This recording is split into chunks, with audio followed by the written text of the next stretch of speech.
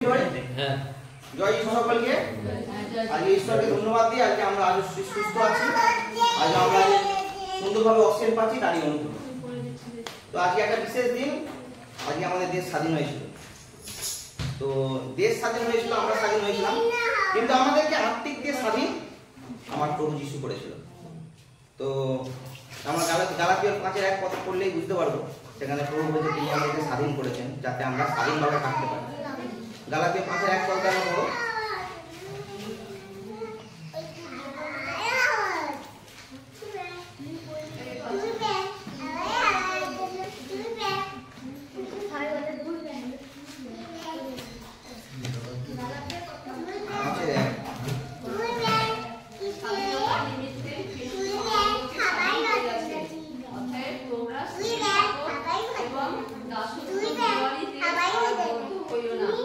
ঈশ্বর আমাদেরকে দাস রূপে দেখতে চায় না, তিনি আমাদেরকে স্বাধীন করেছেন। আজকে দেশ হয়তো আমাদেরকে স্বাধীন করেছে, কিন্তু আমরা আত্মিকভাবে স্বাধীন পেয়েছি ঈশ্বরের অনুগ্রহে। তো আজ আমরাও চাই যেন বাইবেলেও অনেক কিছু পদ আছে যেগুলো আমাকে পরাধীনতার পথ দেখায়, সেই থেকেও আমাদেরকে আজকে স্বাধীন হতে হবে। তো সেই নিয়ে আজকে প্রভু বাক্য আমি বলবো, যে প্রভু যে বাক্য দিয়েছে সেই বাক্য বলবো। আমরা প্রভুকে যারা পেয়েছি, এখন এই মুহূর্তে আমরা মোটামুটি উপলব্ধি করতে পারি যে আমাদের জীবনের দামি সম্পত্তি আমরা পেয়ে গেছি। যারা যারা আমরা প্রভুকে আস্বাদন করতে পেরেছি, মানে গীতসংহিতা 34:8 বলছে আস্বাদন করিয়া দেখো সদা প্রভু মঙ্গলময়। তো যারা যারা আমরা আস্বাদন করতে পেরেছি, সে যে কতটা মিষ্টি বুঝতে পেরেছি, আর বুঝতে পেরেছি যে তিনি আমাদের জীবনের সব থেকে গুরুত্বপূর্ণ আর দামি সম্পত্তি। কারণ বর্তমান যুগে যদি আমরা লক্ষ্য করি, আমরা বিভিন্ন জায়গায় দেখতে পাই এখন যুগ এমনই খারাপ, একটা দুধের শিশুকেও তার মা ভুলেছে না, আমি তোমাকে কখনো ত্যাগ করবো, আর না আমি তোমাকে কখনো ভুলবো। তিনি এমন মহান ঈশ্বর, তিনি এমন মহান ঈশ্বর আমাদেরকে বলছে, দেখো তোমার জন্য আমি ঘর প্রস্তুত করছি, যাতে আমি যেখানে আছি তোমরাও ঠিক সেখানে থাকতে পারো।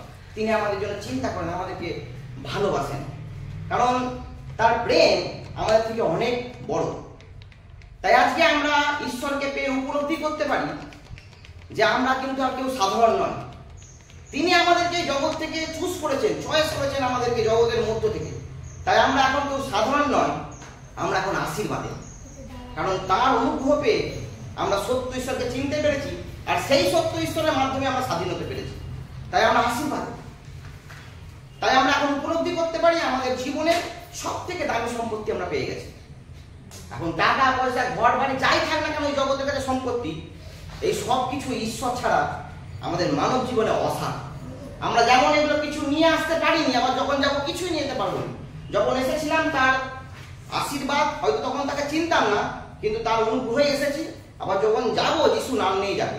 তাই তার থেকে বড় সম্পত্তি আমাদের জীবনের কিছু নেই। আবার এই সম্পত্তি পেতে গেলেও আমরা বিনামূল্যে পাবো না।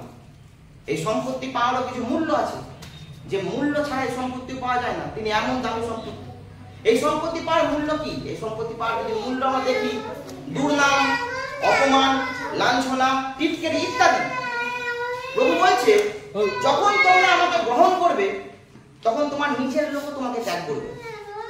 তিনি বলছেন, আমাকে যখন তোমরা গ্রহণ করবে, তখন নিজের লোক ত্যাগ করবে।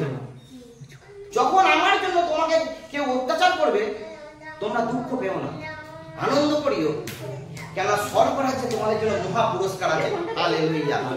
কি মহান ঈশ্বর তিনি, যে তিনি আমাদেরকে ভালোবাসেন এতটাই। তার প্রেম, তার দয়া এত মহান যে তার বর্ণনা করা যায় না। তার অনুগ্রহ আমরা ব্যাখ্যা করতে পারবো না, কারণ তাকে ব্যাখ্যা করা যায় না। তিনি কোনো দিক দিয়ে তার লিমিটেশন নেই। তার দয়া, তার প্রেম, অনুগ্রহ আনলিমিটেড। তাই আজকে প্রভু যে বাক্য আমাকে দিয়েছে, এই বাক্য আমাদের জীবনে গুরুত্বপূর্ণ।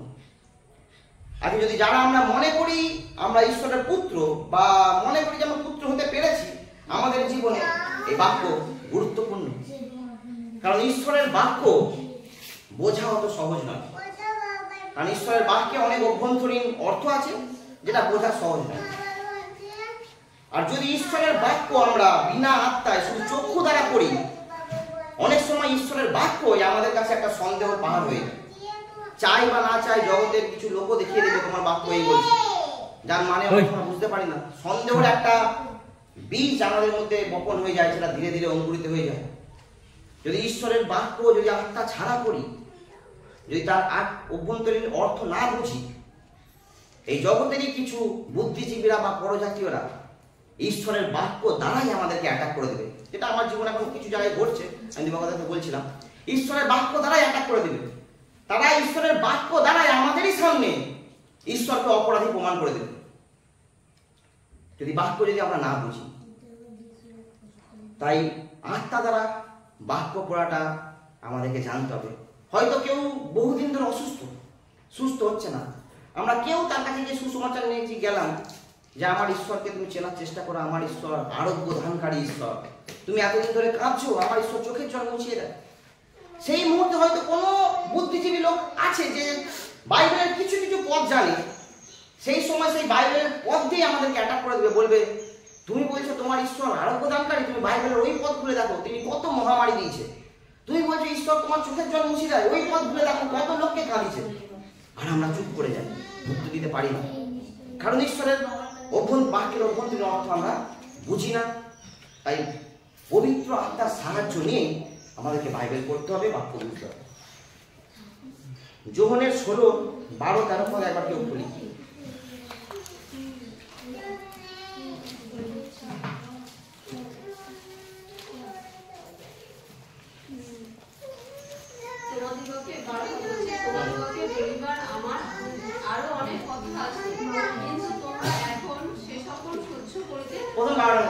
সহ্য করতে পারবে না।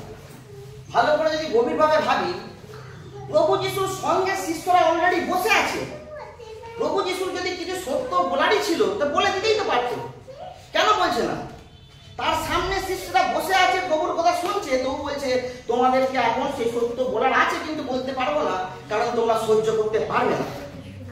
সহ্য করা মিনস এখানে এটা নয় যে সেই সত্যটা বললে তাদের গায়ে জ্বালা হবে বা কষ্ট হবে, এরকম নয়।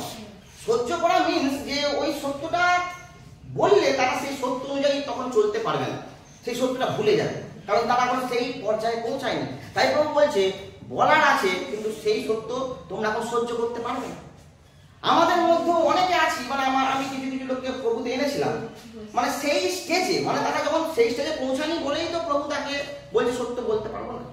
আমাদের মধ্যেও সেই স্টেজে পৌঁছাবার আগে প্রথমে বিশ্বাস করে অনেকে প্রভুতে আসে, বাট সেই স্টেজে পৌঁছাবার আগে হতাশ হয়ে পড়ে কিছু কিছু সিচুয়েশন, আর তখন সেই স্টেজে পৌঁছাবার আগে তারা যিশুকে অস্বীকার করে আবার চলে যায়।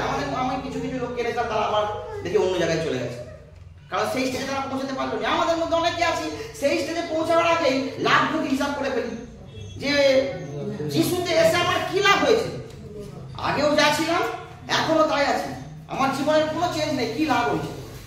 আগেও আমি কাঁদতাম, এখনো কান্নায় পড়ে আছি, আগেও আমি অভাবে ছিলাম, এখনো অভাবে আছি, আগেও আমি প্রবলেমে ছিলাম, এখনো প্রবলেম।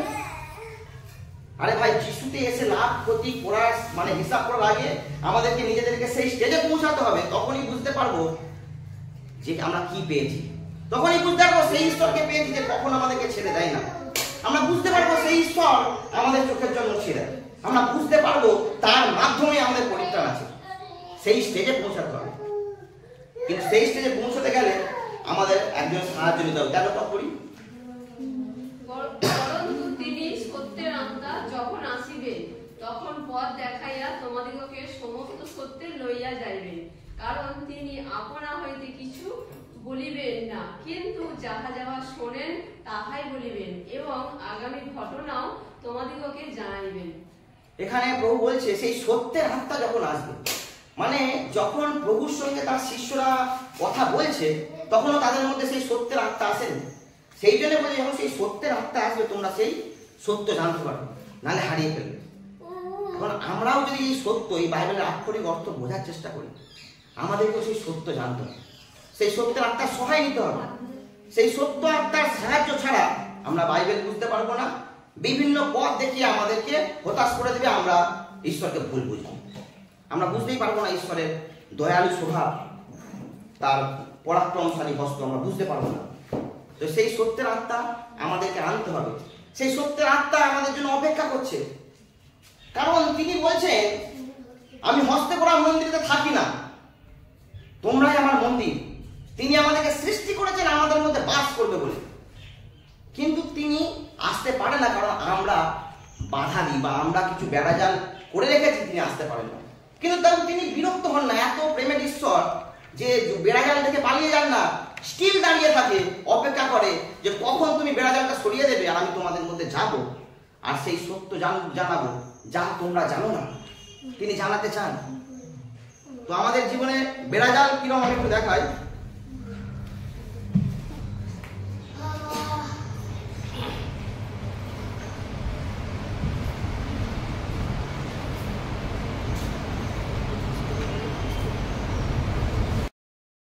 দাঁড়িয়ে থাকে আমাদের জন্য, সেই সত্যের রাস্তা হোলি স্পিরিট দাঁড়িয়ে আছে, এটা আমি মানে আমি, এটা রাস্তা। কিন্তু বেড়াজাল আমাদের মধ্যে থাকে, যার জন্য ঈশ্বর আসতে চায় না। ধরো একটা বেড়াজালের মধ্যে কি অহংকার, লোভ, হিংসা, পরচর্চা, এই কিছু বেড়াজালের জন্য হোলি স্পিরিট আমার জন্য অপেক্ষা করছে যে তুমি কখন এগুলো সরাবে আর আমি তোমার মধ্যে আসবো আর তোমাকে সেই সব করতে জানাবো। কারণ এই বেড়াজাল যদি আমাদের জীবন নিয়ে না সরাতে পারি, তিনি কখনো আসতে পারবেন না আমার জীবনে। কিন্তু তিনি চান যে আমার মধ্যে আসুক, আমার মধ্যে এসে আমাকে সেই সত্য জানাবে, কারণ তিনি আমাদেরকে ব্যবহার করতে চান। তিনি আমাদেরকে এমনি এমনি কল দেয়নি, এত পৃথিবীর লোক এই মধ্যে দিয়ে আমাদেরকে চয়েস করতে এমনি এমনি নয়, আমাদের উপর তার কিছু পরিকল্পনা আছে। যখন আমি ধীরে ধীরে একটা একটা বেড়াজাল সরাবো, তিনি তত কাছাকাছি আসতে পারবে, আবার সরাবো, আবার আসবে, এইভাবে আস্তে আস্তে বেড়াজালগুলো সরিয়ে তিনি আমাদের মধ্যে আসতে চান। আর এই আসলেই যখন বাপকে পড়বো, তখন তার আক্ষরিক অর্থ বুঝতে পারবো যে তিনি কি বলতে চাইছেন। কারণ শিষ্যরা যখন তার সঙ্গে ছিল, যদি খেয়াল করে দেখি, অলরেডি তাদের কাছে পুরাতন নিয়ম তখন ছিল। তাহলে পুরাতন নিয়ম আছে, প্রভু যিশু শারীরিকভাবে আবার তাদের সঙ্গে চলাফেরা করছে, তাও প্রভু বলছে তোমাদেরকে এখন বলা যাবে না। তাহলে মানে বাইবেল দ্বারা আমরা ঈশ্বরকে চিনতে পারবো না, পবিত্র আত্মার সাহায্য প্লাস বাইবেল, এই বাক্য আর পবিত্র সাহায্য ছাড়াই আমরা ঈশ্বরকে চিনতে পারবো না। নাহলে আমরা কখনোই ঈশ্বরকে চিনতে পারবো না। আর বাইবেল ছাড়া ঈশ্বর বললে, কিছু বাইরে দাঁড়িয়েলা দাদারা কিছু আছে, কোনোদিন যদি সাক্ষাৎ হয় আমাদের মাথা খারাপ করে দেয়। আমি সেরকম কিছু পথ দেখাবো, যেসব পথ করলে আমরা কনফিউজ হয়ে যাই, ঈশ্বর কোনো সন্দেহ আছে। একজন পূর্ব 2 শমূয়েলের 24:1, আর একজন পূর্ব 1 বংশাবলী 21।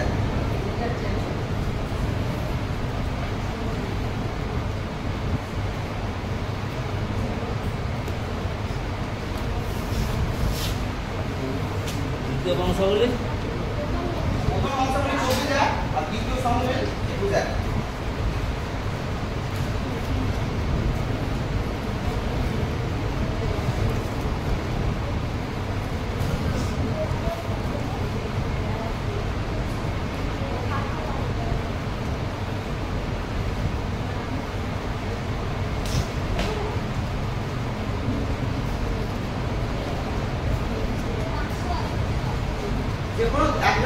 একজন 2 শমূয়েল 24 হলো, আর একজন 1 বংশাবলী 21 হলো না।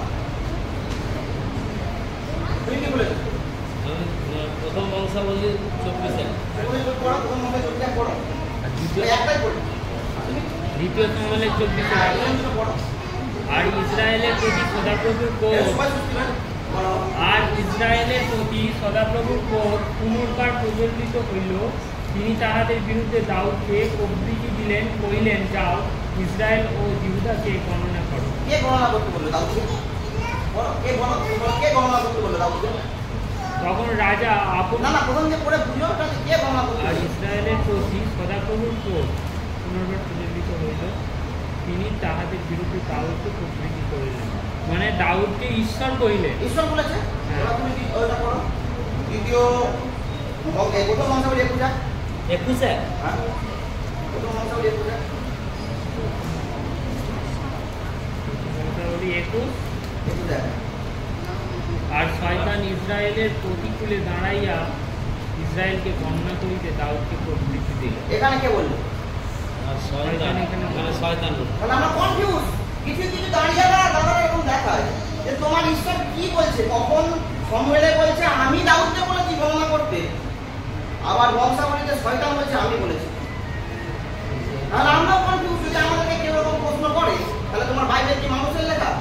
তাহলে ঈশ্বরকে মিথ্যে লিখতে পারে না। এক জায়গায় বলছে যে শয়তান গণনা করতে বলছে দাউদকে, আর এক জায়গায় বলছে ঈশ্বর বলেছে। তাহলে আমরা কনফিউজ হয়ে যাই। বাইবেলের মধ্যে অনেকগুলো আওয়াজ আছে।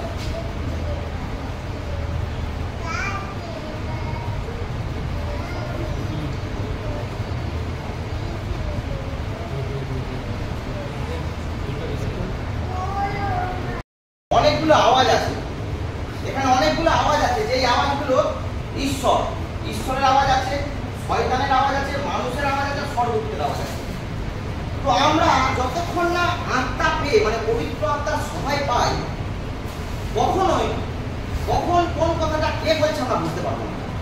তিনি আমাদেরকে বলতে পারবেন যে এই কথাটা কে বলেছে।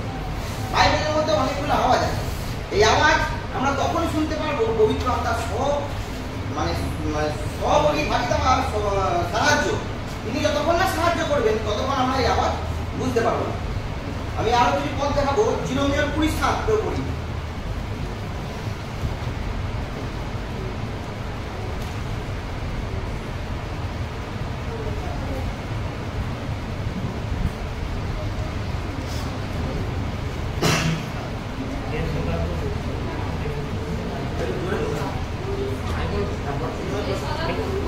তুমি আমাকে প্ররোচনা করিলে, আমি পরিচিত হইলাম। তুমি আমা হইতে বলবান, তুমি প্রবল হইয়াছ।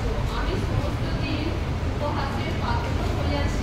ঠিক আছে, সকলেই আমাকে জিরোমিয়ার 20:7 জিরোমিয়া বলছে, হে সদাপ্রভু, তুমি আমাকে প্ররোচনা করিলে। প্ররোচনা মানে কি? প্ররোচনা মানে ঠকানো।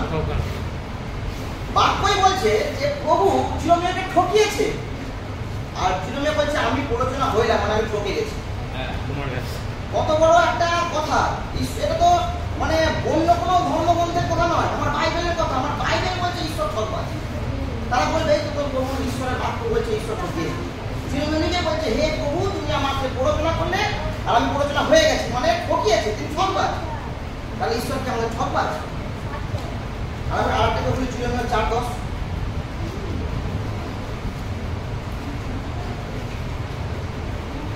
তখন আমি কহিলাম, হায় হায়, হে সদাপ্রভু, তুমি এই লোকদিগকে ও জেরুজালেমকে নিতান্ত ভ্রান্ত করিয়াছ। পতিত হইয়াছে, তোমাদের শান্তি হইবে, কিন্তু তাহাদের প্রাণ পর্যন্ত খড়গ প্রবেশ করিতেছে। জিরোমিয়া সদাপ্রভু বলছে, হে সদাপ্রভু, তুমি ইসরায়েলকে ভ্রান্ত করেছো। কথা ছিল শান্তি আসবে, কিন্তু খড়গ এসেছে। ভ্রান্ত মানে কি? মানে ধোঁকা দেওয়া, মানে ডাইরেক্ট চার্জ করছে তুমি তাহলে ইসরায়েলকে ধোঁকা দিয়েছো। তুমি তো বলেছিলে শান্তি আসবে, তাহলে কেন খড়গ এলো? তার মানে এই বাক্য দ্বারা আমরা দেখতে পাবো তাহলে ঈশ্বর ধোঁকাবাজ। তিনি তার কথার দাম রাখতে পারে না। এক জায়গায় জিরোমিয়া দাবি করছে তুমি ঠকিয়েছো, এক জায়গায় বলছে তুমি ধোঁকা দিয়েছো। তাহলে ঈশ্বর কি? সেই জন্যই বলছি বাইবেলে অনেকগুলো আওয়াজ আছে। ঈশ্বর বাইবেলে অনেকগুলো আওয়াজকে অ্যালাউ করেছে। এগুলো জিরোমিয়ার মনে হয়েছিল বা তার অন্তরের যেটা মনে হয়েছিল, অ্যাকচুয়ালি সে ঈশ্বরকে পুরোপুরিভাবে চিনেনি, তার পরিকল্পনা বুঝতে পারেনি। পরিস্থিতিকে দেখে সে ভেবেছিল যে ঈশ্বর আমাকে ঠকিয়েছে, ঈশ্বর ইসরায়েলকে ধোঁকা দিয়েছে। এটা জিরোমিয়ার নিজের কথা যে তিনি তার মনে হয়েছিল ঈশ্বর এগুলো করেছে, বাট এটা সত্য নয়। যেমন ইয়োবেরও মনে হয়েছিল, তিনি কত করেন 3000, ইয়োবের 5:18, ইয়োবের 5,000, ইয়োবের এরকম মনে হয়েছিল।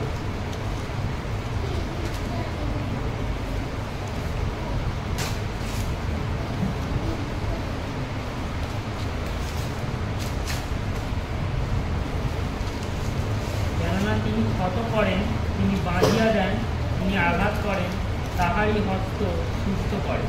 মানে সেই অনেকটা মানে এখানে ইয়োব বলছে তিনি ক্ষত করেন, তিনি বাঁধিয়া দেন, আবার তিনি আঘাত করেন, তিনি সুস্থ করেন। মানে সে আগে আমরা হিন্দি সিনেমা দেখতাম, নায়িকাকে ইমপ্রেস করার জন্য মানে কিছু লোক সেই নায়িকার পেছনে গুন্ডা লাগিয়ে দিত, আবার সেই যে গুন্ডাকে ছাড়াবে যাতে নায়িকা তাকে তার প্রতি ইমপ্রেস হয়। আমার ঈশ্বর কেমন? মানে সেই আমাকে আঘাত করবে, আবার সেই সুস্থ করে মহান হবে। ঈশ্বর এমন নয়। ঈশ্বর কখনো আঘাত করতে পারে না। তিনি তো আমাদের থেকে অনেক গুণ দয়ালু। আমরা মানুষের মধ্যে যে দয়া আছে তার কোটি কোটি গুণ বেশি। তিনি আঘাত করতে পারেন না। এটা ইয়োবের মনে হয়েছিল, ইয়োব বলেছে, বাট এটা ঈশ্বর নয়। এবার ইয়োবের এই কথার পরিপ্রেক্ষিতে সদাপ্রভু ইয়োবকে কি বলছে দেখবো। ইয়োবের 38:2 সদাপ্রভু কি বলছে ইয়োব।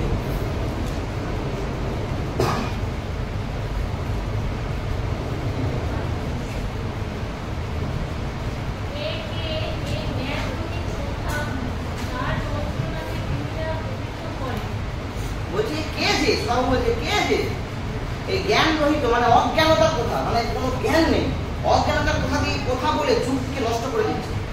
সদাপ্রভু একটু রাগেই বলছে কে অজ্ঞানতার কথা বলে যুক্তিকে নষ্ট করে দিচ্ছে। ইয়োব এত কিছু এত রকম অ্যালিগেশন লাগানোর পর সদাপ্রভু আত্মসে দিয়ে বলছে। তো ঈশ্বরই আঘাত করে, ঈশ্বরই সুস্থতা দান করে, এটা আমরা বলতে থাকি, তার কারণ আছে, কারণ আমরা কেউ ঈশ্বরকে চিনি না। তাই মতি 11:27 প্রভু যীশু কি বলছিলেন, মতি 11:27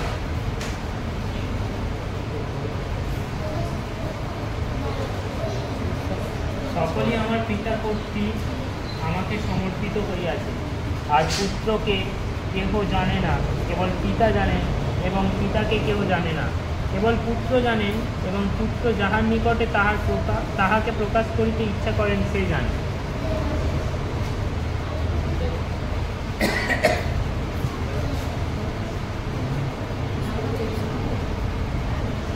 বাইবেল পড়লে আমরা তার উপন্যাসের অর্থ বুঝতে পারি না। জিরোমিও, ইয়োব এরা যখন বলেছে এত কিছু অ্যালিগেশন লাগানোর পরে, এর বলার কারণ হচ্ছে তারা পিতাকে জানতো না। এই জন্য প্রভু যীশু বলে যে জোর দিয়েছে কেহ কেহ, মানে আর কেউ নয়, কেহ পিতাকে জানে না। যদি কেহ জানতো সে বলতো যে সে জানে আমি জানি, আর কেবল পুত্র জানে, কেবল মানে নিজের উপর জোর দিচ্ছে যে আমি ছাড়া আর কেউ পিতাকে জানে না। মানে জিরোমিও পিতাকে জানতো না, এলিও পিতাকে জানতো না, ইয়োব পিতাকে জানতো না, তাই পিতাকে পড়ে তারা এসব কথাগুলো বলেছে। তাই এখানে প্রভু যীশু জোর দিয়েছে যে কেউ পিতাকে জানে না, কেবল পুত্র জানে। যদি ভাববাদীরা জানতো, যীশু বলতো যে ভাববাদীরা জানে আর পুত্র জানে। তিনি এখানে জোর দিয়ে বলছে কেউ জানে না, শুধু পুত্র জানে। অ্যাকচুয়ালি পিতাকে 100% যদি কেউ জানতে পারে সেটা পুত্র, আর কেউ জানে না। যেমন তখনকার দিনে অ্যাকচুয়ালি আমরা যদি মানে বাইবেল আত্মা ছাড়া করি, আমরাও সেদিনে কত শুদ্ধকি পড়ছি আমরাও হয়ে যাবো। তখনকার যেমন তারা কিন্তু যারা শুদ্ধকি পড়ছি ছিল তারা কিন্তু বাক্য জানতো, কিন্তু তারা বাক্যর সাথে কথা বলতে পারতো না। তাই তারা শুদ্ধ, আমরাও কিন্তু আজকালকার দিনে যদি আত্মাটা না করে শুদ্ধকি পড়ছি হয়ে যায়। সেই শুদ্ধকি পড়ছি তারা কি জানতো, তারা পিতাকে জানে, তারা জানতো যে আমরা পিতাকে জানি, কিন্তু জানতো না। তারা জানে যে শাস্ত্রের আমরা সব কিছু জানি, কিন্তু যখন স্বয়ং ঈশ্বর শারীরিক রূপে পৃথিবীতে এলো তারা তাকে চিনতে পারলো না। কেন চিনতে পারেনি? কারণ তারা পিতাকে জানে না। পিতাকে জানে না বলেই তারা চিনতে পারেনি। এখন আমাদের মধ্যেও এখনো আমরা অনেক নিজেকেও বলছি আমরা এখন পিতাকে জানি না, সেই জন্য আমরা অনেক সময় দুর্বল হয়ে পড়ি বাক্য দ্বারা। তাই যদি আমরা বাক্যের মাধ্যমেই দেখি ইয়োবের জীবন থেকে কে সব কিছু কেড়ে নিয়েছিল? ঈশ্বর। ইয়োব যে বললো যে তুমি সত্য করো, ইয়োবের জীবন থেকে কে কেড়ে নিয়েছিল? ঈশ্বর। শয়তান। ঈশ্বর মনকে ডবল ফিরিয়ে দিয়েছিল, যা নিয়ে এসেছিল ঈশ্বর ডবল ফিরিয়ে দিয়েছিল। তাই বাক্য মানে অ্যাকচুয়ালি আমরা যখন নতুন নিয়ম করি খুব ভালো লাগে, ঈশ্বর কি দয়ালু, কি মহান, তার প্রেমের শেষ নেই। আর যখন পুরাতন নিয়ম করি আমাদের মধ্যে চাই বা না চাই, কাউকে হয়তো বলিনি কিন্তু নিজের মধ্যে ভাবি বাবা ঈশ্বর এত ভয়ঙ্কর, মানে টিট ফর ট্যাট, মানে যখন ঈশ্বর তখন তার সঙ্গে যে যেমন করতো সে তেমন করতো। আর নতুন নিয়ম সম্পূর্ণ আলাদা। নতুন পুরাতন নিয়ম করার সময় আমরা অবাক হয়ে যাই, ঈশ্বর এত কিছু করেছে, এত কষ্ট দিয়েছে মানুষকে, আবার ঈশ্বরই বাক্যে বলছে আমার কোনো পরিবর্তন নেই, আমি অপরিবর্তনীয় ঈশ্বর, আমি আগেও যা ছিলাম এখনো তাই আছি, ভবিষ্যতেও তাই থাকবে, কোনো পরিবর্তন আমার নেই। তাহলে সত্য ঈশ্বরকে কি করেছি? পুরাতন নিয়ম দিয়েও পারবো না, আর এই ভাওবাদী এলিও মুসির দ্বারা পারবো না। পুত্র যিশুর মধ্য দিয়ে আমাদের পিতাকে চিনতে হবে। তাই তিনি নিজে পুত্র হয়েছেন। মানে ঈশ্বরের বাক্যের আমাদেরকে সঠিক ব্যবহার করতে হবে। 2 করন্থীয় 3:6-8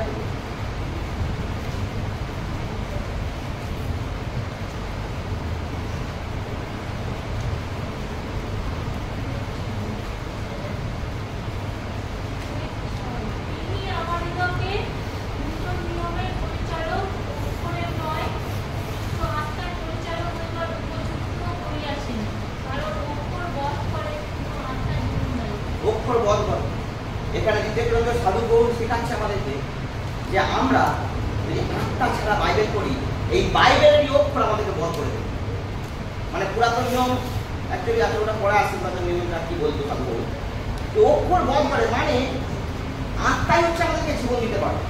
উইদাউট আত্মাই যদি শুধু দৈহিক চোখ দিয়ে আমরা বাইবেল পড়ি, তো আমরা ভুল পথে চলে যাবো, আমাদের মধ্যে সন্দেহ এসে যাবে, ঈশ্বরকে ভুল বুঝবে।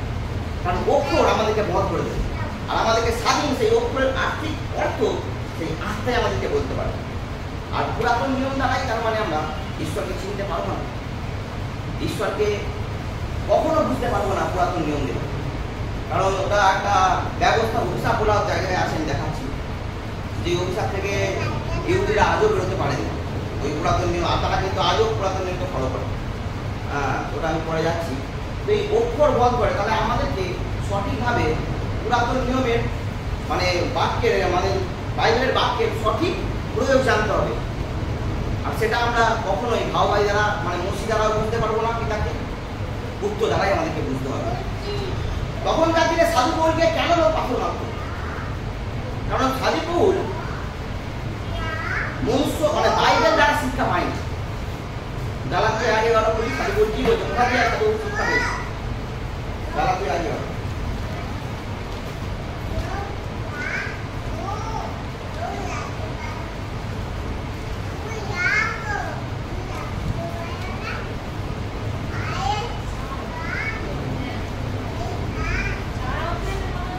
গালাতে আগে বলো।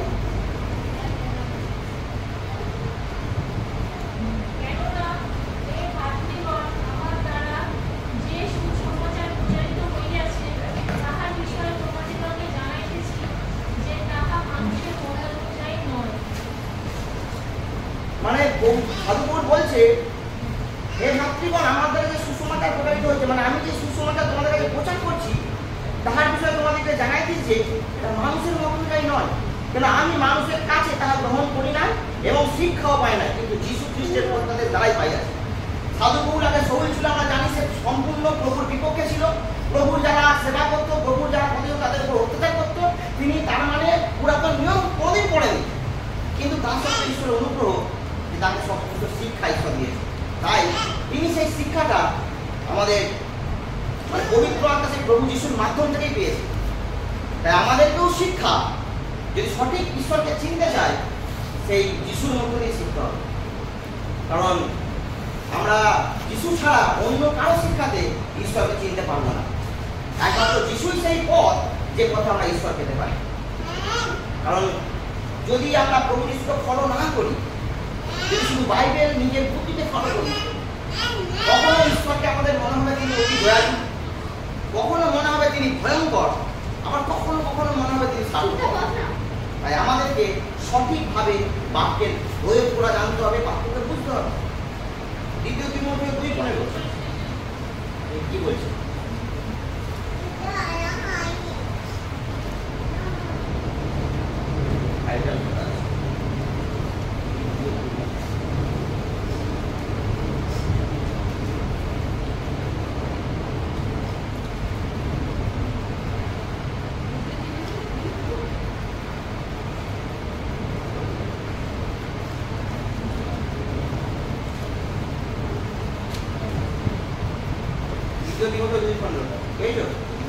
তুমি আপনাকে ঈশ্বরের কাছে পরীক্ষা সিদ্ধ লোক দেখাইতে যত্ন করো, এমন কার্যকারী হও যাহার লজ্জা করিবার প্রয়োজন নাই, যে সত্যের বাক্য যথাযথ রূপে ব্যবহার করতে জানে। বলছে যে এই সত্যের বাক্য যথার্থ রূপে ব্যবহার করতে জানি, মানে এই সত্যের বাক্য আমাদেরকে যথার্থ রূপে ব্যবহার করতে হবে। যদি সঠিক পরিস্থিতিতে সঠিকভাবে ব্যবহার না করতে পারি, এই বাক্যের অর্থ আলাদা হয়ে যাবে। তার মানে এখানে আমি বলছি যে পুরাতন নিয়মে সব বাক্য নেওয়ার নেই, মানে কিছু কিছু বাক্য নেওয়া যাবে না। এবার আমাদের মধ্যে বলুন যে এটা হয়, ঈশ্বরের বাক্য আবার কাটছাট করা যায়? ঈশ্বরের বাক্য আমি কাটছাট করবো কি করে? তিনি বলেছেন মানে তার বাক্য একটাও কাটা যাবে না। কিন্তু আমাদের ফরওয়ার্ড কি? আমার কার মাধ্যমে স্বর্গ পাবো? কে আমাদের পথ? যিশু। যিশু। তাহলে যিশু যদি করে থাকি, তাহলে আমাদেরকেও করতে হবে। কারণ আমরা কেউ একবারও বলেনি, অব্রাহাম বলেনি আমি পথ, মসি বলেনি আমি পথ, ইয়োবা বলেনি আমি পথ। তাহলে ওদেরকে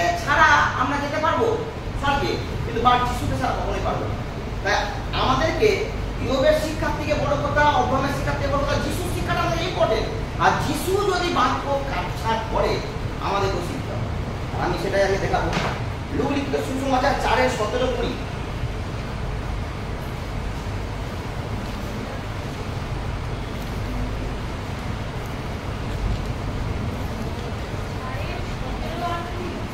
থেকে 20 অবধি পড়বো।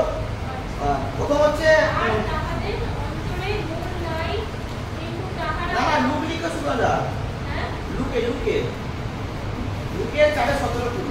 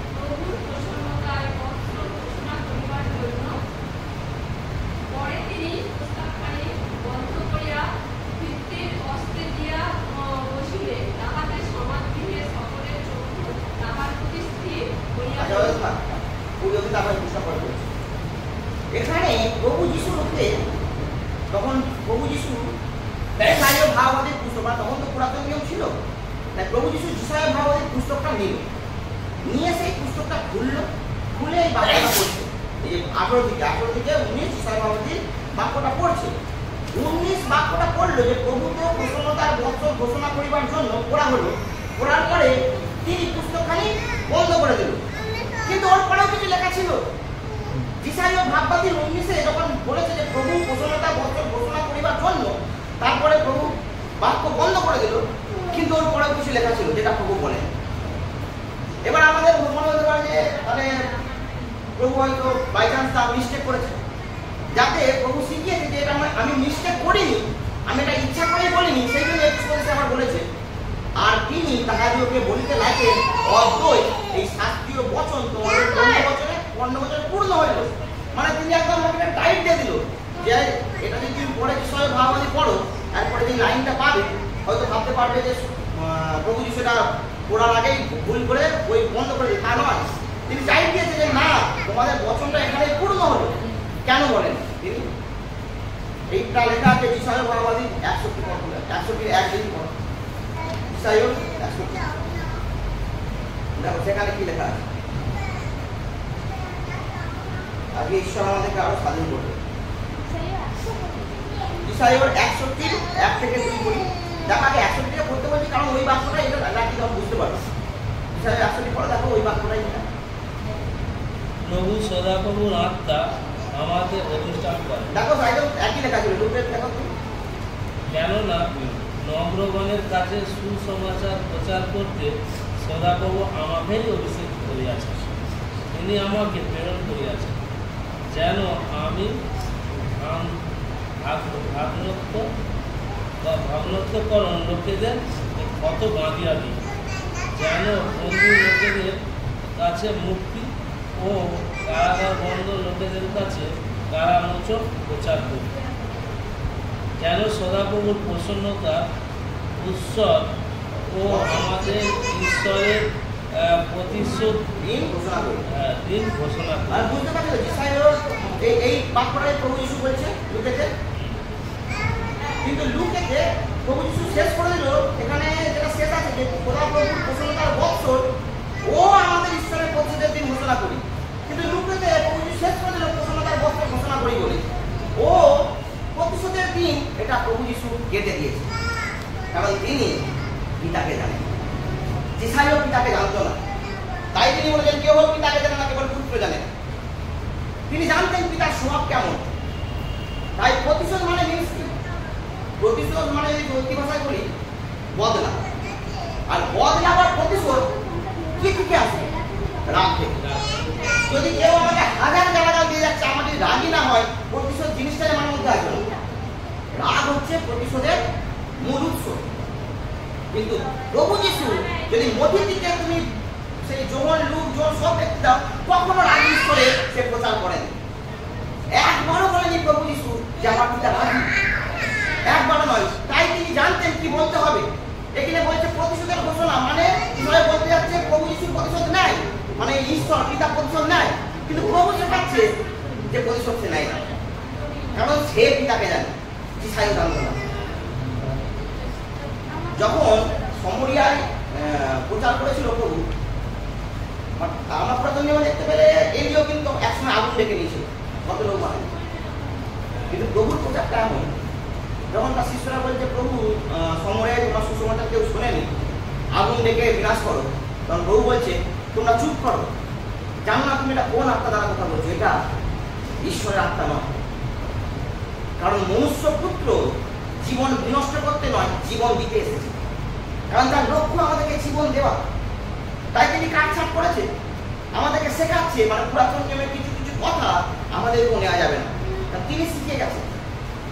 যদি আমরা যখন প্রভুকে শয়তান পরীক্ষা করছিল, যেটা আছে তোমার মতিলিপির সঙ্গে 4:8-10 পড়ি, সেখানেও প্রভু কাটছাট শিখিয়েছে।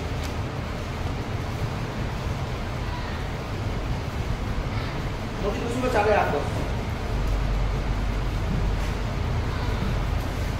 এই কথা শুনিয়া যিশু আশ্চর্য হইয়া কহিলেন, এবং যাহারা পঞ্চম বৎসর ভাসিতেছিল তাহাদিগকে কহিলেন, আমি তোমাদিগকে সত্য করিতেছি। মতিলিপির সুসমাচার 4:8। আবার আমি বলিতেছি, আমার লেখা আছে, এক পরলোকে লইয়া গেল এবং জগতের সমস্ত রাজ্য ও সেই সবগুলির প্রতাপ দেখাইলেন। আপনি দলটি বলেন। আর তাহাকে কহিল, তুমি যদি প্রবিষ্ট হইয়া আমাকে প্রণাম করো, এই সমস্ত আমি তোমাদিগকে দিব। তখন যিশু তাহাকে কহিলেন, মূঢ় শয়তান, কেননা লেখা আছে, তোমার ঈশ্বর প্রভুকেই প্রণাম করিবে এবং তাহারই আরাধনা করিবে। তখন বাস ওইটা থাক, গল্পটি হয়ে গেল। যখন শয়তান যিশুর পরীক্ষা নিচ্ছিল, শয়তানে কিন্তু বাক্য দ্বারা অ্যাটাক করেছে। যিশুর বলে লেখা আছে, দেখো শয়তানের পরীক্ষার জায়গায় যিশু কিন্তু বলেছে লেখা আছে। কোথায় লেখা আছে এটা যে তোমার ঈশ্বর সদাপ্রভুকে প্রেম করবে? তখন কি পুরাতন নিয়ম নতুন নিয়ম এসেছিল? যখন শয়তান যিশুর পরীক্ষা নিচ্ছে তখন তো নতুন নিয়ম আসেনি। তাহলে কোথায় লেখা আছে? যিশু বলে লেখা আছে যে তোমার ঈশ্বর সদাপ্রভুকে প্রেম করবে। দ্বিতীয় বিবরণে 6:13।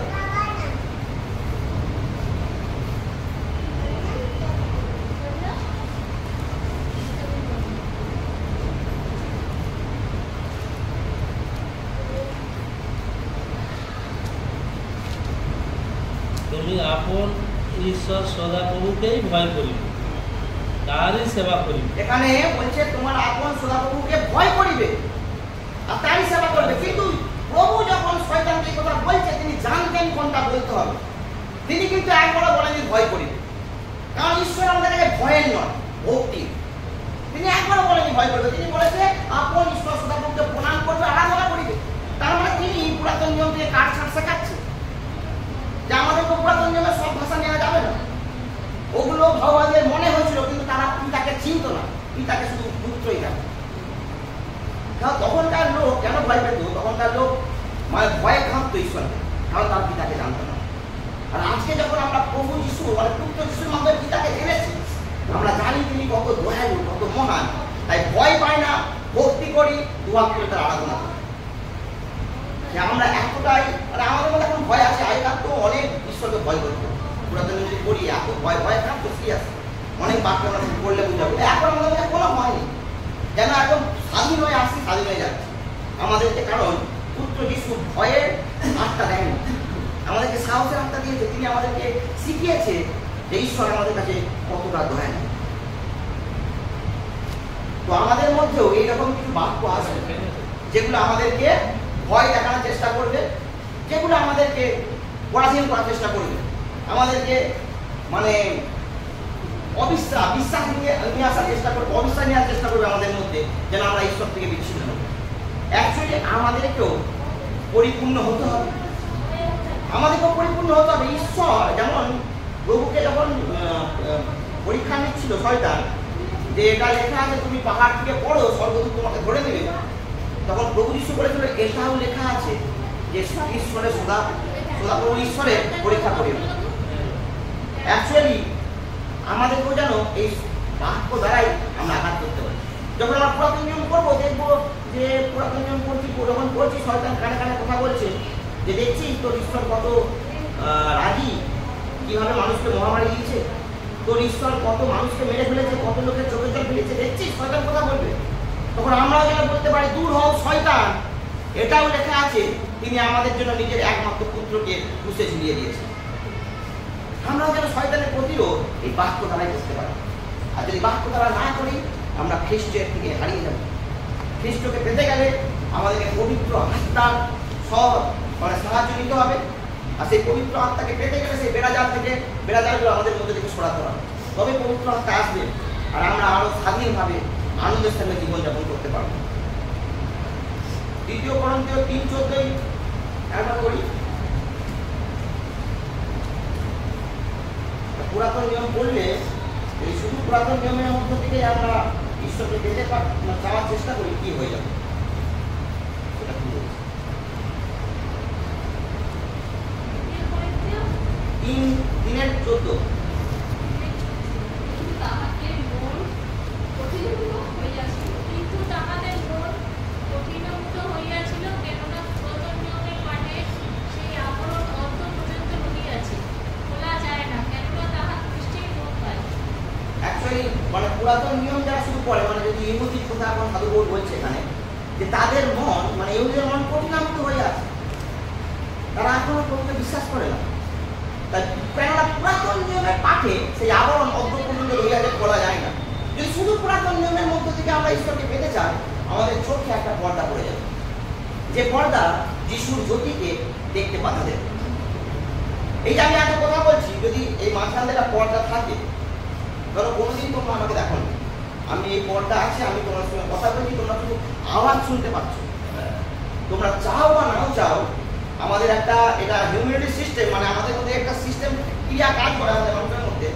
শুধু সাউন্ড শুনে আমরা তার একটা প্রতিচ্ছবি মনে এঁকে দেবো, এটা আমাদের মধ্যে কাজ করে। ইংলিশ করে যে কারোর সাথে কথা বলি, তার ভয়েস শুনে ভাবি ভয়েসে সুন্দর, নালে বুঝছি এটা ভয়েসের মাধ্যমে আমরা বুঝি, এটা আমাদের মধ্যে এসে যায়। চাই বা না চাই, পর্দার মাধ্যমে, পর্দা যদি থাকে আমরা তার একটা ছবি এঁকে ফেলি, তার প্রতিচ্ছবি এঁকে ফেলি। কিন্তু ফেস টু ফেস দেখতে গেলে পর্দা সরাতে হবে, আর পর্দা সরাতে গেলে প্রভু যিশুর মাধ্যমে সরাতে হবে। প্রভু যিশুকে গ্রহণ করলে সেই পর্দা সরে যাবে, কারণ শুধু সাউন্ডের মাধ্যমে তার ক্যারেক্টার আমরা বুঝতে পারবো না। এই ধরো যদি এই যে এত পলিটিক্যাল লাইনে এই মোদিজি এত মানে বক্তৃতা দিচ্ছে, ধরো টিভিতে আমি 2 ঘন্টা মোদিজির বক্তৃতা শুনলাম, সেই বক্তৃতা শুনে তার নেশার বুঝতে পেরে যাবো যে তার অভ্যন্তরীণ মানে কি, মানে সে তার ক্যারেক্টার কি আমি বুঝতে পেরে যাবো। তার কথাগুলো ভালো লাগবে, হাততালি দেবো, আবার কারো আবার খারাপ লাগবে, তারা আবার ভুল ধরবে যেটা খারাপ, তাই কখনো বুঝতে পারবো না। তেমনি সদাপ্রভু মসজিদের সাথে কথা বলতো, অব্রাহামের সাথে কথা বলতো, তারা মনে নিত, তারা শুধু তার সাউন্ডটা পেত, তারা মনে নিত, তাই তারা সেই আদেশটা জানতো, বাট তার হৃদয় দিন তারা জানতো। তারা ঈশ্বরের মনোনীত, তাদের দ্বারা ঈশ্বর কাজ করেছে, কিন্তু তারা ফেস টু ফেস দেখতে পায়নি। অব্রাহামকে যা বলেছে অব্রাহাম শুনেছে গেছে, দানিয়েলকেও তাই, ইয়োবকেও তাই, তারা ফেস টু ফেস দেখতে পায়। কিন্তু আমাদের প্রভু যিশু ঈশ্বরের ভেতর থেকে এসেছে, পুত্র ঈশ্বরের ভেতর থেকে, মানে পিতার ভেতর থেকে পুত্র এসেছে। পুত্র পিতার হচ্ছে স্বরূপ, তাই তিনি জানেন পিতা কেমন, আর কেউ জানে না, কেউ জানে না। তাই তিনি এত জোর দিয়ে বলেছেন কেউ পিতাকে জানে না, শুধু পুত্র জানে। তাই পিতাকে চিনতে গেলে, ঈশ্বরকে পেতে গেলে প্রভু যিশুর মাধ্যম থেকেই পেতে হবে, নাহলে আমরা কখনো পিতাকে চিনতে পারবো না। আমরা একটা শুদ্ধ পরিচয় হয়ে যাবো, আমরা হেরে যাব। তাই পিতাকে পেতে গেলে পুত্র যিশুর যে সব আজ্ঞা এবং তাহার যে ক্যারেক্টার, তিনি যেভাবে পিতাকে আমাদের কাছে সাজিয়েছে, আমরা সেই মাধ্যমেই পাবো। যখন পুরাতন নিয়মের সঙ্গে যেগুলো মিল থাকবে না, মানে পুত্র যেভাবে পিতাকে আমাদের কাছে সাজিয়েছে, সেই তার সঙ্গে যেগুলো পুরাতন নিয়মে মিল নেই, মানে সেগুলো আমাদেরকে নেওয়া যাবে না, কারণ আমরা ভাওবাই দ্বারা পিতাকে পেতে পারবো না। প্রভু যেমন সাজিয়েছে, যেমন দেখিয়েছে, সেটাই আমাদের কাছে শেষ কথা। পুত্রের মাধ্যমে মাধ্যমে আমাদেরকে বিচারে পেতে হবে। তাই 2 Corinthians 3:17 আমরা পড়ি। আর প্রভুই সেই আত্মা এবং যেখানে প্রভুর আত্মা সেখানে স্বাধীনতা। এখানে প্রভু বলছে, মানে ভালো করে শেখাচ্ছে, যেখানে প্রভুর আত্মা সেখানে স্বাধীনতা। কিসের স্বাধীনতা? সেই পুরাতন নিয়মের পরাধীনতা থেকে স্বাধীনতা হতে হবে। পুরাতন নিয়মে যে পরাধীনতা ছিল, যেগুলো সেই সুন্দরী পরিস্থিতিটা বেরোতে পারেনি কখনো, তাই স্বাধীনতা হতো, সেদিন দিয়ে স্বাধীনতা হতো। যখন সাধু পৌল টিচিং দিত, মানে প্রচার করতো, তখনকার দিনে সেই সুন্দরী পরিস্থিতি বা ধার্মিক গণনা বলতো, তুই কি বলছিস? মসির নিয়মকে মৃত্যুর নিয়ম বলছিস, তাই তাকে ফলস টিচার পাবো। কিন্তু আমাদেরকে প্রভু বলছে যে তিনি যীশু খ্রিস্টের মাধ্যমে শিক্ষা পেয়েছেন। অ্যাকচুয়ালি ঈশ্বর আমাদেরকে ধীরে ধীরে তাকে প্রকাশ করেছে। তিনি যদি একবারেই প্রকাশ করতো, তাহলে সে মসজিদ দ্বারাই প্রকাশ করে দিত, অপরামের দ্বারা প্রকাশ করে দিত, এতগুলো ভাব আমাদেরকে সে ব্যবহার করতো না। ধীরে ধীরে আমাদের কাছে প্রকাশ, যেমন আমরাও আমাদের সন্তানদিকে ধীরে ধীরে পড়াশোনা শেখাইতে হবে। এ থেকে জেড একবারে কেউ শিখিনি, এ বি সি তারপরে ডি, ধীরে ধীরে যেমন আমরা শেখাই, ঈশ্বরও আমাদের কাছে নিজেকে ধীরে ধীরে প্রকাশ করেছে। আর সর্বশেষ প্রকাশ আমরা প্রভু যিশুর মাধ্যমে পেয়েছি। তাই প্রভু যিশুকে ফলো করে আমরা ঈশ্বর পেতে পারব। তখন আর কেউ আমাদেরকে বাক্যের ভুল বুঝিয়ে আমাদেরকে প্রভুকে বিচ্ছিন্ন করতে পারবে না। এই পরাধীনতা থেকে আমাদেরকে স্বাধীন ঈশ্বর করতে চায়। ঈশ্বর আমাদেরকে দাসত্বের আত্মা দেয়নি।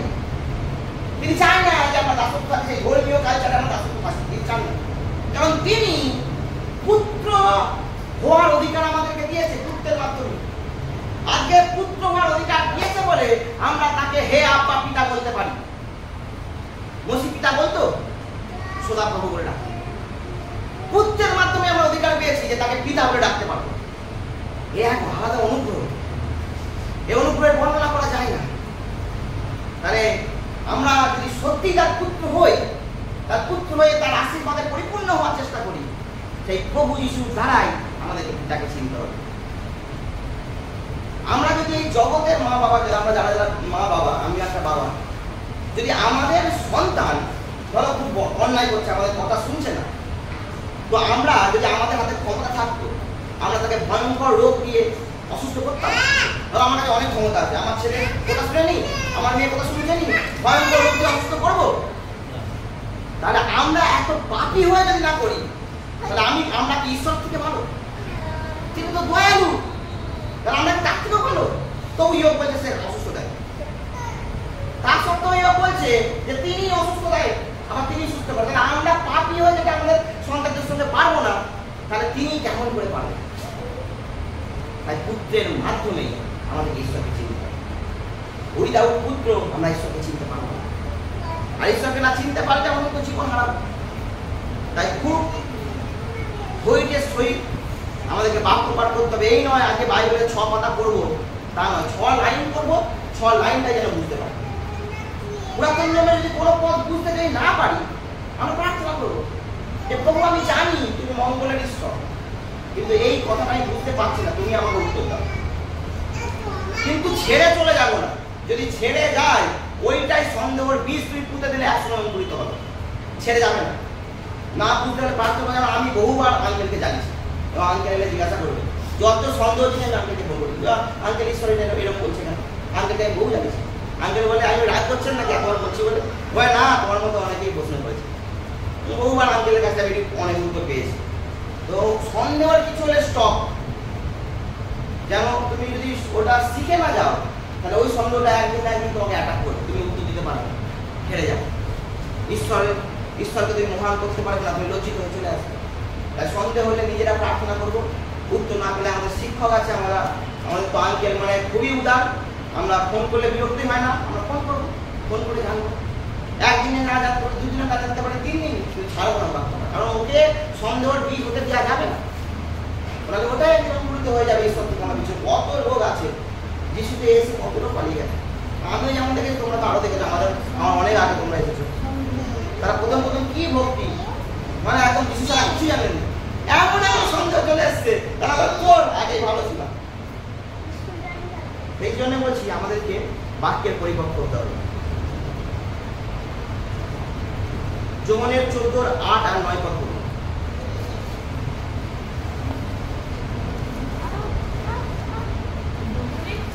14 তাহাকে কহিলেন, প্রভু, পিতাকে আমাকে দেখান। তাহাকে যথেষ্ট। যদি আমার নামে আমার কাছে কিছু যাচনা করো, তবে আমি তাহা করিব। মানে ফিলিপ বলছে, প্রভু পিতাকে আমাদেরকে দেখাও।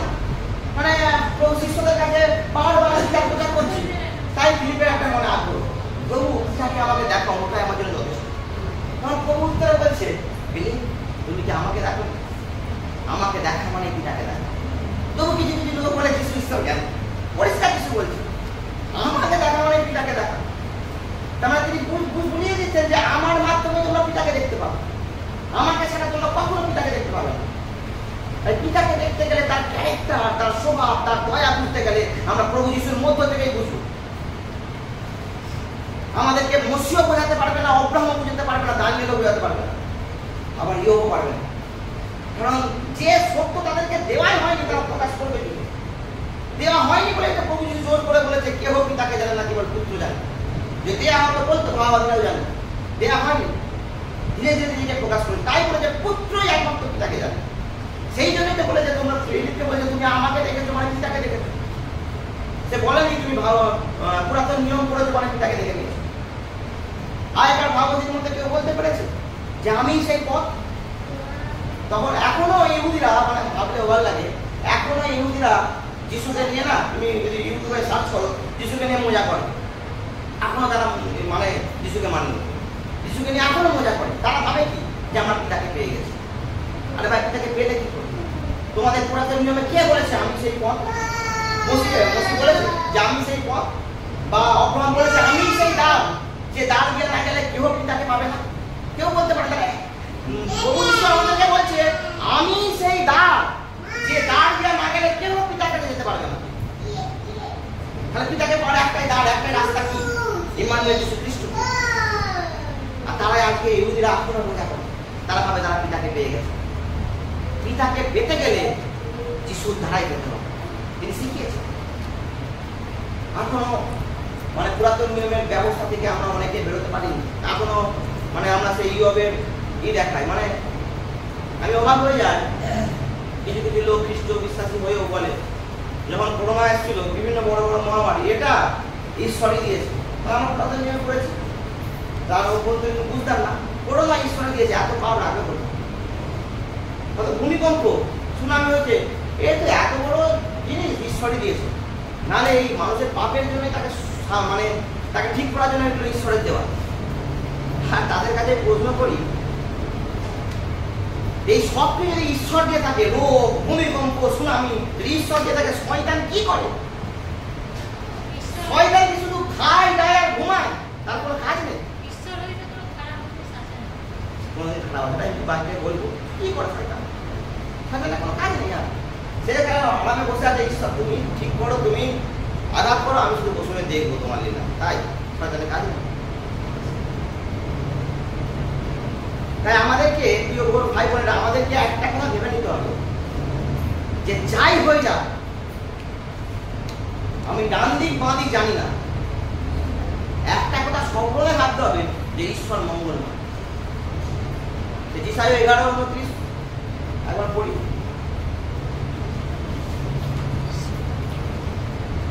সরি 29:11।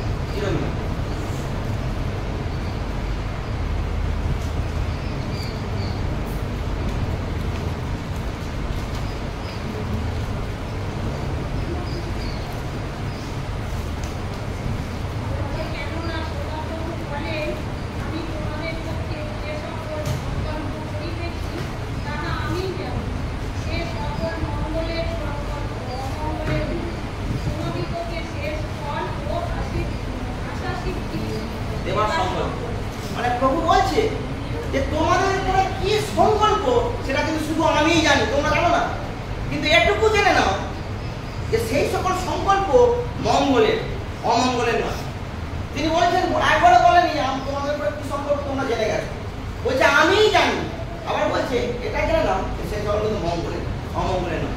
তার সত্ত্বেও আমরা মানে বিভিন্ন পথ করে ভেবে ফেলি ঈশ্বর খুব অমঙ্গল আছে, আমাদেরকে ম্যাচুয়ার হতে হবে। অ্যাকচুয়ালি কি যারা বলে যে ঈশ্বরই অসুস্থ দেয়, মানে ঈশ্বর যদি অ্যাকচুয়ালি অসুস্থতা আমাদেরকে দিয়ে থাকে তাহলে আমাদেরকে ডাক্তারখানা যাওয়া উচিত নয়। কারণ বাইবেল বলছে যা কিছু তার কাছ থেকে আসে ধন্যবাদের সহিত গ্রহণ করো। বাইবেল বলছে যা কিছু তার থেকে আসছে তোমরা ধন্যবাদের সহিত গ্রহণ করো। তাহলে অসুস্থতাকে গ্রহণ করে শুয়ে পড়ো না ভাই, ডাক্তারখানা যাবো কেন? ঈশ্বর দিয়েছে মানে গ্রহণ করে না। সুতরাং ঈশ্বর কোনোদিন অসুস্থতা দিতে পারে, তিনি অসুস্থ করেন, তিনি সুস্থ করেন। বা ইয়োবের মনে হয়েছিল কথাটা সত্য না, কারণ ঈশ্বরের কাছ থেকে কখনো অমঙ্গল আসে না। আমার কেউ কেউ বলে না রে ভাই ঈশ্বর কিছু মানে মাঝে মাঝে পরীক্ষা করে। আরে ঈশ্বরের পরীক্ষা করার কোনো যুক্তি আছে? আমার অন্তরে কি, ধরো আমি সুপ্রিয়, তোমাদের সামনে এত ভালো মানুষ, আমার যদি হৃদয়ে কোনো নোংরা থাকে তাকে কি আবার পরীক্ষা করে জানতে হবে? সে আমার অন্তর বুঝেনি, আমি কি ভাবছি কি করছি সব সে জানে। একটু আমার অন্তরের সমস্ত মানে স্বপ্ন যেগুলো আমি কাউকে বলিনি, যেগুলো কোনোদিন মুখে উচ্চারণও করিনি, তিনি সব জানেন। সে কি আবার পরীক্ষা করে দেখে? যাকবের 1:13 ঈশ্বর বলছে দেখো পরীক্ষা আমি করি না। যাকবের 1:13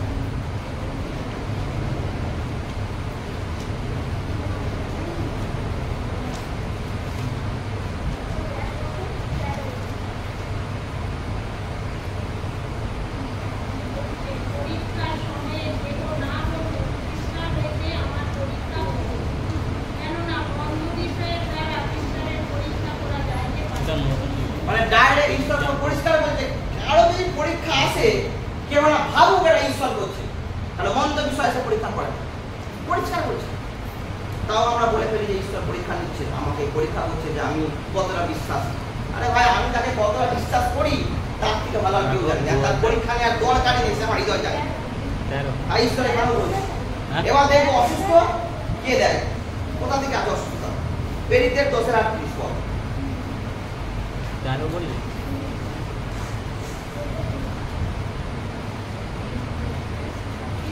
প্রেরিতের 10:38 এখানে দেখবো কে আমাদের অসুস্থতা দেয়।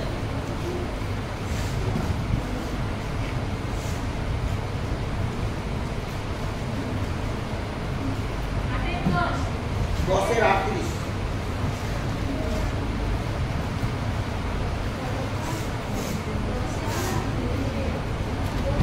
বলছে যে অনন্ত নাকানুকি ও বিশুদ্ধতা কিরূপে ঈশ্বর তাহাকে পবিত্র আত্মাকে ও পরাক্রমে অভিষেক করিয়াছিলেন। তিনি হিতকার্য করিয়া বেড়াইতেন এবং দিয়াবল কর্তৃক অতিরিক্ত সকল লোককে সুস্থ করে দেয়। তাহলে ঈশ্বর তা সব করলো। এখানে বলছে ফলত নাসরতি ও যিশুর কথা কিরূপে ঈশ্বর তাকে পবিত্র আত্মাকে ও পরাক্রমে অভিষেক করিয়েছে। তিনি হিতকার্য করিয়া বেড়াইতেন এবং দিয়াবল কর্তৃক, দিয়াবল মানে হচ্ছে শয়তান, দিয়াবল কর্তৃক প্রকৃত মানুষকে সুস্থ করত। তার মানে কার কর্তৃক আমরা অসুস্থতা হয়? দিয়াবল। কখনো ঈশ্বর আমাদেরকে অসুস্থ করতে পারে না। আমাদের অসুস্থতা কারণ হচ্ছে দিয়াবল, আর দিয়াবল দ্বারাই আমরা অসুস্থতা হয়। ঈশ্বর কখনো আমাদের অসুস্থ করতে পারে।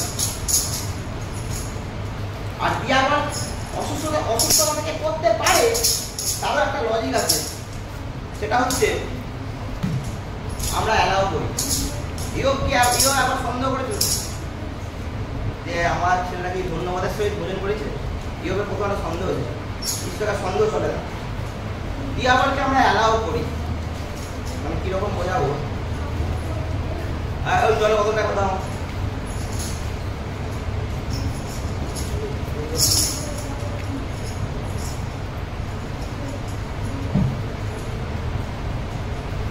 এই যে জলের বোতলটা ধরো আমি, আর এর ভেতরে জলটা হচ্ছে আমার পবিত্র। এই জলটা যে ফুল ফিল থাকে মানে পুরো পূর্ণ থাকে। এখন বোতলটার অবস্থা কি আছে? এখানে জল আর এখানে ফাঁকা জায়গা মানে অক্সিজেন। আর যদি আমি জলটা পরিপূর্ণ করে দিই অক্সিজেন ঢোকার কোনো সুযোগ পাবে। অক্সিজেন ঢুকতে পারছে কারণ জলটা আলাদা করেছে।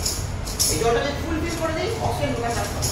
কারণ আমাদের মধ্যে আমার পবিত্রতা যদি এতটা থাকে, যদি ফাঁকা থাকে দিয়াবল যেমন অক্সিজেন ঢুকতে পারছে ঢুকছে, আমরা যদি আমার ঈশ্বরের সমস্ত আজ্ঞা পালন করে যদি পবিত্র আত্মায় আমি পরিপূর্ণ একবার হয়ে যায়, দিয়াবলের বাপের ক্ষমতা নেই আমাকে টার্গেট করবে। সে আসবে দেখবে ঘুরে পালিয়ে যাবে, তার ঢোকার জায়গা নেই। প্লেসটা আমরা করে দিচ্ছি, আর যার জন্যই তিনি অসুস্থ দিতে পারবেন না, তার ক্ষমতা নেই অসুস্থ দিয়ে দিতে পারেন না। কারণ ঈশ্বর যেখানে বলছে তোমাদেরকে আমি রক্ষা করবো, ঈশ্বর যেখানে বলছেন মানে বিশ্ববিদ্যালয় কেন বই যে তোমার আমরা রাত্রির কাজকেও ভয় পাবো না, দিবসে উঠছি আমার ঘরকে ভয় পাবো না, তিমির বিহারি মারিকে ভয় পাবে না, তিমির বিহারি মানে বড় বড় রোগ, আর মধ্যাহ্নের সাংঘাতিক ব্যাধিকেও ভয় পাবে না। তিনি এতগুলো প্রতিষ্ঠা করেছে, বলেছে তোমার পাশে 100 জন করবে, তোমার দক্ষিণে 10 সহস্র জন, মানে এত রকম তীর তোমার কাছে আসবে 10 সহস্র বা 10,000, তবু তোমাকে কিছু করতে পারবে না। কিন্তু করতে পারে আমরা অ্যালাউ করি, আমাদের পবিত্রতা কমে যায়, দিয়াবল সুযোগ পায়, আসছে আমাদের অসুস্থ। যদি আমরা অ্যালাউ না করি, যদি আমার লক্ষ্য ঈশ্বরের প্রথম স্থান দিয়ে তার আজ্ঞা পালন করবো, কেউ অনেক কষ্ট করতে পারে।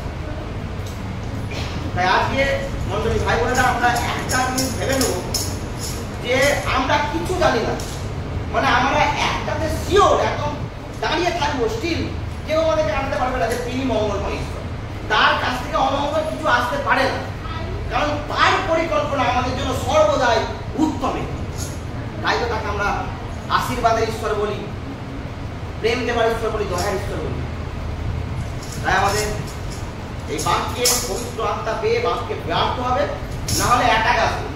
এখন আমি আমার দিবাকর্তাকে দেখাচ্ছিলাম, একটা মানে মুসলিম ভাষাতে আমার দীর্ঘদিন ধরে চলছে অ্যাটাক।